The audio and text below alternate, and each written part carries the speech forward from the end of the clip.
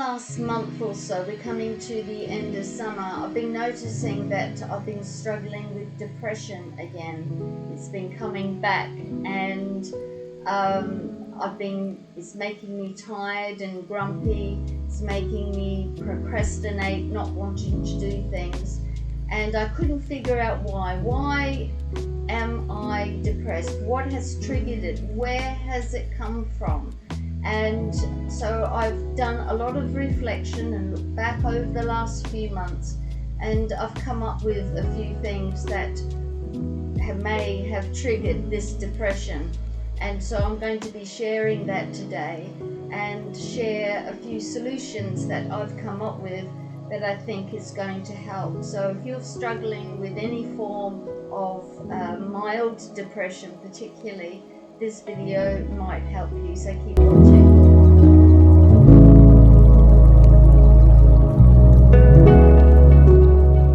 Hi, I'm Paula Rose, and this is Wellness for Women. This is where we talk about holistic wellness of mind, body and spirit, all things to do with wellness, exercise, mental health, food, all sorts of things, lifestyle things, anything to do with health to help us to be well and fit right into old age.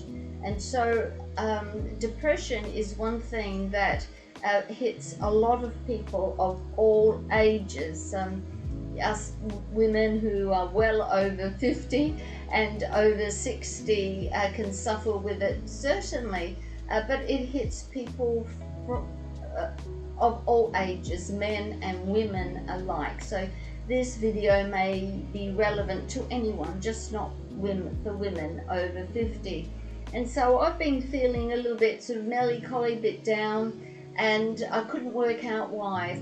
We've had floods in the street, we've had a lot of summer storms, and 10 o'clock at night we had emergency services in the street giving out sandbags, because I live in a very low-lying area, and a couple of my neighbours, unfortunately, they had their house pumped out by emergency services because they were flooded. The water came into my back door and only flooded a little bit of my back shower area. It didn't come into the kitchen, thankfully, but I was able to steep it with sandbags. The sandbag man came around, and that was a bit traumatic. And because I've finished work and my full-time job back at the end of June, I've been trying to build a business, Wellness for Women, and also my writing business, because I'm an author. I write books, and I've been busy doing that as well. I write theological books and also books for wellness, and I've got a book about mindset coming out very soon, so watch out for that. And I've set up a program for Wellness for Women, a 6-week program to elevate a women's life, and I'll link that down in the show notes for you to have a look to see if that's something that may interest you. So I've been busy, but I haven't accomplished the goals that I wanted to.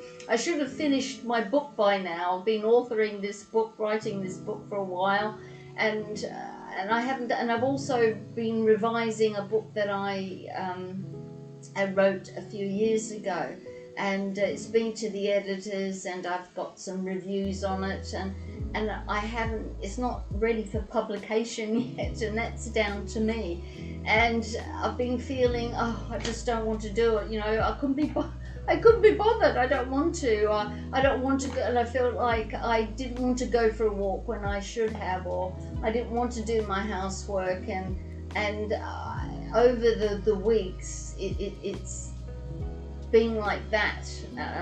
And a couple of days ago, I thought, this is no good. I'm slipping down the slippery slope here, and I wonder why this has occurred. And as I said upon my introduction, I found out why. And because I journal most days, I've got a wellness journal, and I put down my mood, and I put things that sort of generally happen. I've got another, what I call a day book, is that when I accomplish tasks, I write them down and what I've actually done, so I can look back over the week and actually see what I do. I've got a catch-all diary, which I put in what I want to accomplish, but don't always. But this day book is great because what I actually do accomplish, and I put down the time it takes me to do these things as well for later reference. So I've been looking back on all these planners and reflecting, and what it is that I've gone away from my set morning routine. I've been socializing a lot over the summer. I've been out with dinner with friends, out walking with friends, doing a lot of great fun things with my friends, and that's taking me out of my daily routine. It's also made me go to bed a lot later than I normally would. Normally I would be in bed by 9 p.m. But over this course of the summer, I've been going to bed 11 o'clock, sometimes 12 o'clock, and on occasion 1 and 2 o'clock in the morning. And of course, getting up at 5 o'clock in the morning like I normally would just didn't happen. I just went back to sleep, and there was about 2 weeks, I just turned off the alarm totally. I thought, oh, I just want to sleep, I want to sleep. And of course I did sleep.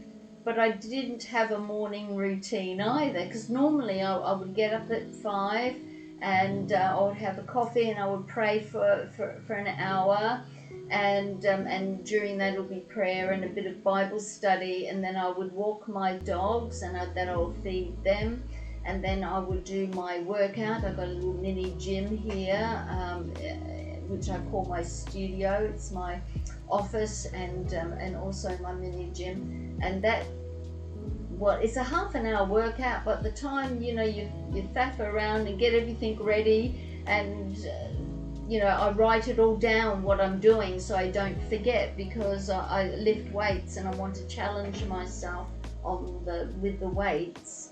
And I'm doing the Iron series of Caroline Govan at the moment, and so I'm working through that. So I need to record what I'm actually doing, so I know if I'm improving or not. And so that would take an hour from beginning to end, faff around and everything, and then I would have breakfast and have a shower, and that will be my normal routine, and then I'd be ready by 9 o'clock. But that sort of has gone out the window somewhat because of the busyness of my summer, and it's great, and it's okay, and it's not bad, it's not wrong, it's been fun, it's been great, but not having that morning routine has caused me to be disordered during my day as well, because now I've got to fit my workout in sometime during the day. I've got to walk my dogs sometimes, and the poor things, they love their walks, and they're only tiny dogs, they don't need long walks, but they need to be walked at least a couple of times a day. They need to get out and about. I need to be able to prepare my food for the day, and if I haven't done that the night before because I've been out, I have to do that in the morning, and it all builds up, and it's been eating into my regular schedule, so I haven't been really starting work sometimes until 11 o'clock, and so I haven't been able to reach the goals that I've set for myself, all because I didn't stick to my morning routine. And one of my sons, both of my sons were Royal Marines. They're retired now, they're veterans. And one of my sons said to me once, he says, well, Mum, if you only do a little bit of exercise, it's better than nothing. And I think that's true about everything in life. Sticking to a little bit of my routine in the morning would have been better than nothing, but I didn't. For several weeks I just let it all go, and that caused me to spiral. And because I was out of routine, my mood became really low. So I would really want to encourage you to find, if you haven't, to find a morning routine. The book 5 o'clock in the morning is really good. It's a great book. It's a good read. You can get it free on audio on YouTube, and I've got to start listening to that again. It's nice to listen to because it's a really lovely story to listen to. It's very theatrical. The narrator is fantastic, but it actually shows about how if you want to achieve your goals, how we have to have a set routine, because our body and our minds will respond to a set routine once we get in the habit of it. And it's good for our mental health, it's good for our, and if it's good for our mental health, it's good for our physical health. So I want to encourage you, if you haven't got a routine that works for you, try to get into one. I can do another video in detail about my routines if you'd like. Let me know down in the comments if you'd like to see that. I'm happy to share that with you. But I know what works for me, but I just need to stick to it. Even if I have a late night, and I've told myself now, even if I have a late night, I need to get up early in the morning. And even if I have a power nap during the day for 20 minutes to help me get through the day, I can do that, unless you work in corporate or you're some sort of job that you can't do that. That's another thing. We don't want sleep deprivation. We've got to be wise with these things. But to go away from our routines can be devastating to us, and it was to me. It's caused mild depression, and I hate it. And I hate feeling depressed, mildly or big depressed. I've been both.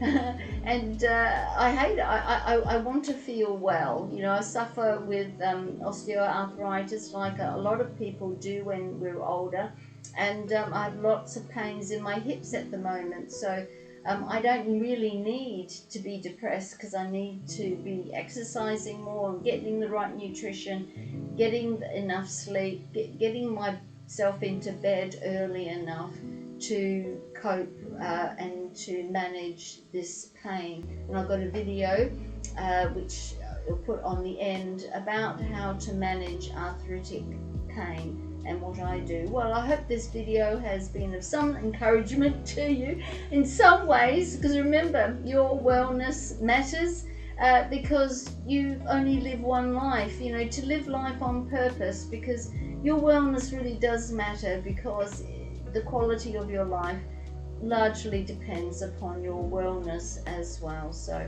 please like and subscribe to this channel. Let's build this channel, get the word out to, particularly for women who are over 50, for wellness, mind, body and spirit.